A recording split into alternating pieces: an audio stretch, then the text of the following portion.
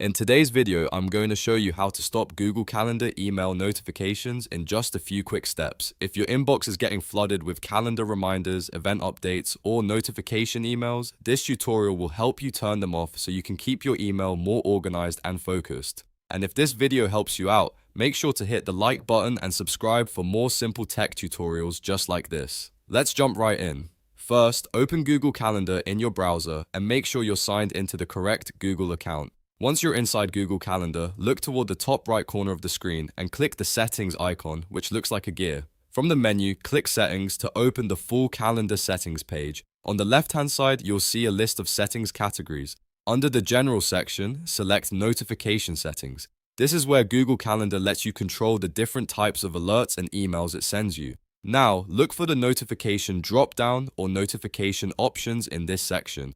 Click the drop-down to view your available choices. If you want to stop getting email notifications, choose the Off option. This will disable those email alerts so Google Calendar no longer sends you notifications by email. Take a moment to make sure the setting has been applied correctly, especially if you have multiple calendars or notification types you want to manage separately.